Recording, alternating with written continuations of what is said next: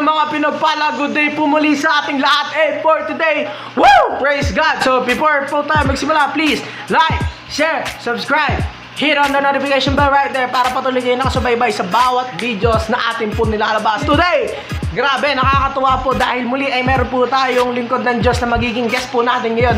Dati po, yung kanya pong anak sa pananampalataya ay naging guest na po natin dito, si Ate Jaisel, kung natatandaan nyo dun sa Keeping Series. And grabe po ngayon, dahil ang lingkod ng Diyos na ito ay kamanggagawa po ng aking pong tatay pastor noon. At siya po ay magiging guest po natin yun. Nung binigay ko po sa kanya yung topic po, grabe, sobrang excited daw po talaga siya.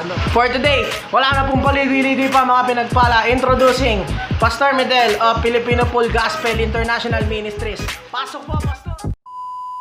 Isang magandang umaga sa iyo, pinagpala. Kamusta ka na? Salamat at tayo ay natutuwa dahil tayo ay nagkasama ngayong umaga upang pagbulay-bulayan natin ang salita ng Diyos. Halika, samahan mo ko sa pagbasa ng Gospel of Matthew chapter 5 from verse 33 to 37. Again, you have heard that it was said to the people long ago, Jesus said, "Do not break your oath, but fulfill to the Lord the vows you have made.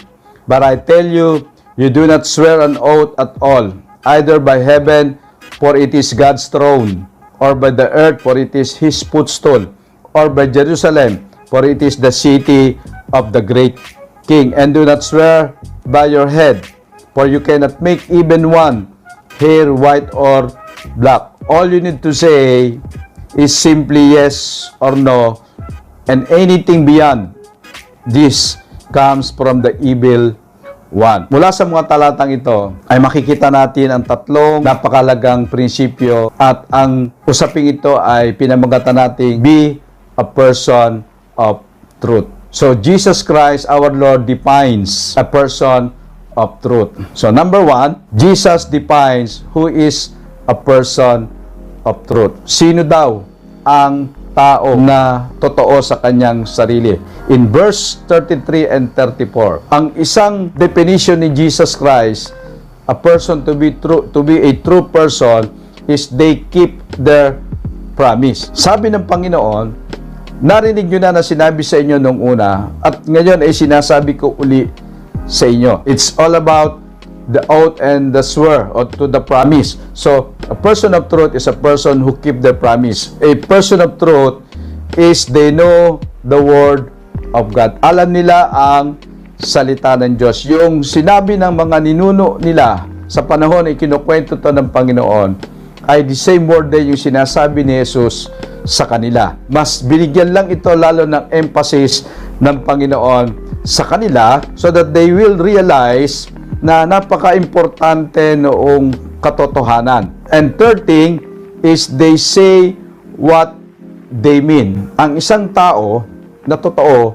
ay nakikilala siya sa kanyang sinasabi. Meron siyang katapatan sa kanyang sinasabi. They say what they mean. Sinasabi nila kung ano yung dapat nilang sabihin. Pangalawa, na makikita natin beginning from verse 35 to 36 that Jesus, our Lord, defines how to be a person of truth. Papaano ang isang tao ay magiging totoo sa kanyang sarili? So sabi ng Panginoon sa verse 35 and 36, huwag mong ipanumpa o sabihin na saksi mo ang langit sapagkat ang langit ay trono ng Diyos.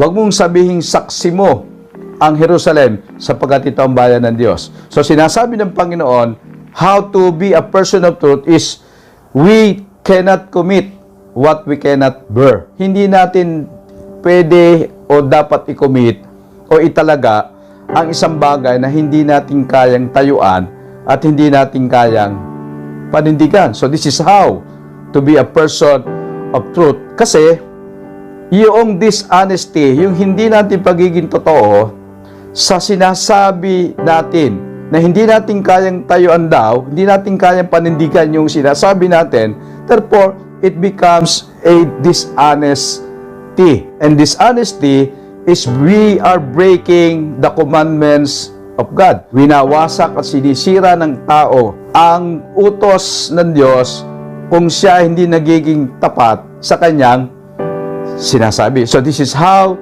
to be a person of truth.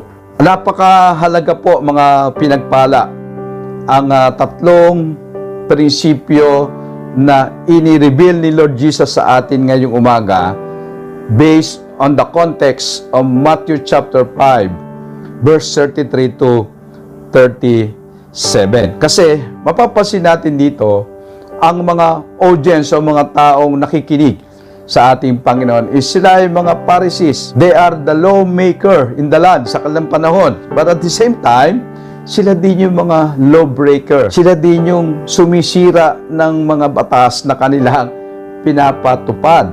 Kaya binigyan ng diin ng Panginoon yung persona na isang taong dapat maging totoo sa kanyang sinasabi. The third thing that Jesus Christ defines in the person of truth is when to be. Kailan tayo dapat maging totoo sa ating sarili. So, tatlong bagay po ang gusto natin bigyan ng diin in verse 37. Sabi ni Jesus, let me read again, verse 37. Sabi ng Panginoong Yesus, all you need to say is simply yes or no. Anything beyond this, it comes from the evil one.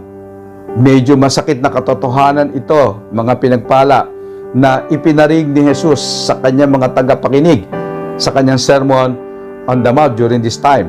Now, kailan daw tayo nagiging totoo sa ating mga sarili? I want to share again three things.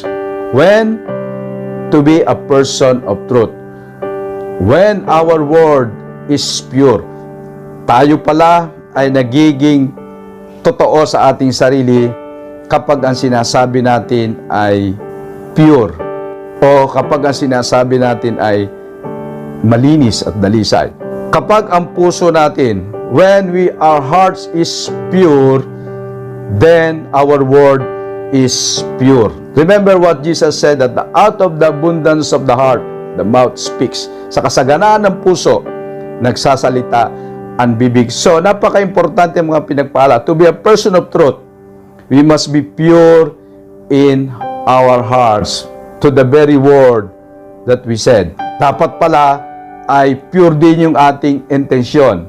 When our word is pure, we are pure in our intention. Yung motibo ng sinasabi natin malinis.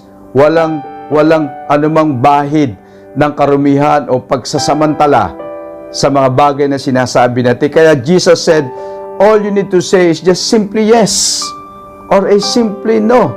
Because beyond this, it comes from the evil one. Pinagpala, mga pinagpala, masakit pong katotohanan.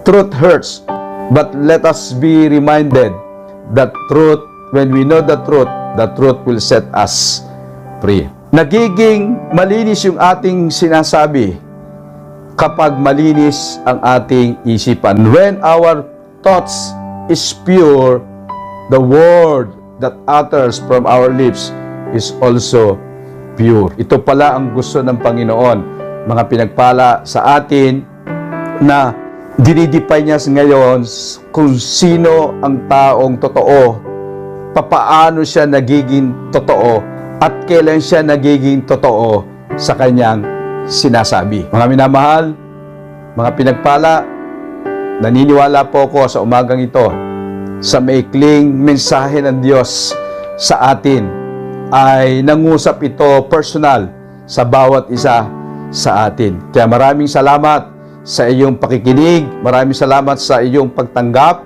ng mensahe ng Panginoon. Ngayon pa lang ay pinagpala ka na, dinalisay ka na ng Panginoon. You are a person of truth.